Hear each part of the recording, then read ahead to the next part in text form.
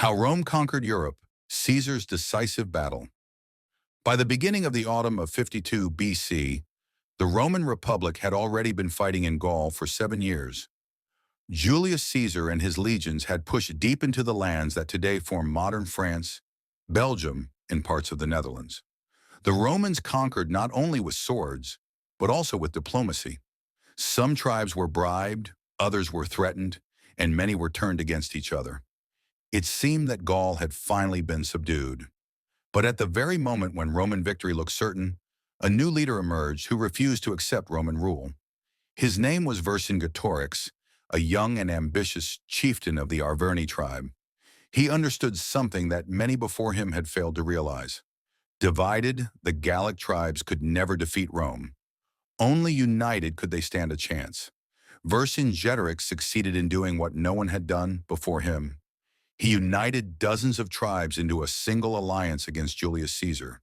To weaken the Roman army, he adopted a brutal strategy known as scorched earth. Villages were burned, crops were destroyed, and food supplies were removed so that the Romans would have nothing to live on. This slowed Caesar's advance and forced his legions to march farther and farther from their supply bases. The last stronghold of the Gauls, Vercingetorix knew that meeting the Roman army in open battle would be too dangerous.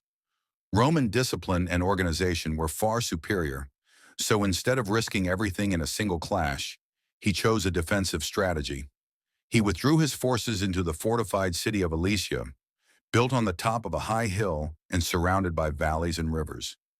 It was a natural fortress.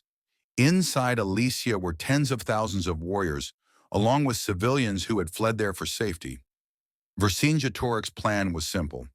Hold the city until a massive relief army of Gallic allies could arrive and trap Caesar between two forces. Julius Caesar now faced a difficult decision. He could not storm the city directly without suffering enormous losses, but retreating would allow the Gauls to regroup and continue the war. So Caesar chose a third option, one that would make history. He ordered his legions to build a massive line of fortifications around Alesia. This first ring was designed to keep the defenders inside the city and prevent any escape. But Caesar knew that a Gallic relief army was already gathering, so he ordered a second ring of fortifications to be built, facing outward. The Roman army was now trapped between two enemies, the Gauls inside Alesia and the Gauls who would soon arrive from outside. The soldiers dug deep trenches, built wooden walls and towers, and planted deadly traps in the ground, sharp stakes and concealed pits. They worked day and night under constant threat of attack. It was not just a siege, it was a gigantic trap, and Caesar had placed his own army inside it. The battle that decided the fate of Europe. When the massive Gallic relief army finally reached Alesia, the decisive battle began. Ancient sources estimate their numbers at anywhere from 100,000 to more than 200,000 warriors.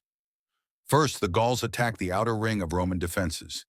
They tried to break through with sheer numbers, but the Romans held their positions, fighting from behind walls, towers, and trenches. The next day, the assault became even more intense. The Gauls brought ladders to climb the fortifications. They filled in ditches and rained arrows and stones upon the Roman lines. At the same time, Vercingetorix ordered a breakout attack from inside Alesia. Roman soldiers were now being attacked from both sides. For a moment, it seemed as if Caesar's army might be overwhelmed. Then the Gallic commanders spotted a weak point in the Roman defenses, a small hill where the fortifications were less complete. They sent their elite force, led by the nobleman Vercingetorix, with around 60,000 warriors to break through that point. Outside the walls, the relief army attacked with renewed strength. Inside the city, Vercingetorix launched another assault against the inner defenses. The Roman army was now in mortal danger.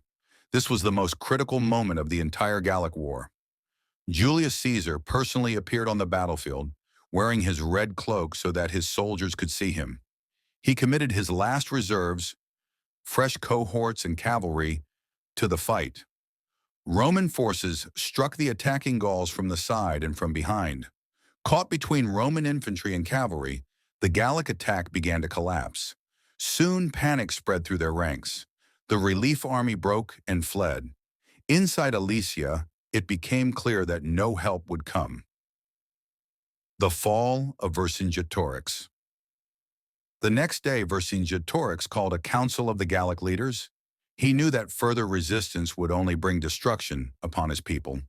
According to tradition, he rode out to Caesar's camp on horseback, circled the Roman commander's platform, laid down his weapons, and silently surrendered.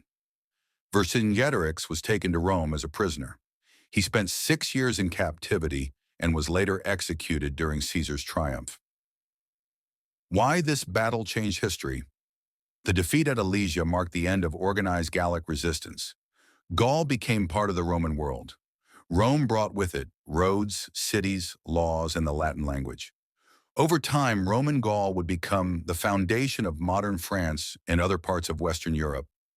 If Caesar had lost at Alesia, the history of Europe might have taken a completely different path. There might have been no Roman Gaul, no Romance languages, and no Roman-based civilization in Western Europe. Conclusion. The Battle of Alesia was more than just a Roman victory. It was a turning point in the history of an entire continent. The genius of Caesar, the discipline of the legions, and the desperate resistance of the Gauls all met in one place and at one time. And there, the future of Western Europe was decided. The story of Vercingetorix reminds us that even in defeat, a leader can become a symbol of resistance. And Caesar's victory shows that strategy, organization, and discipline can change the fate of nations.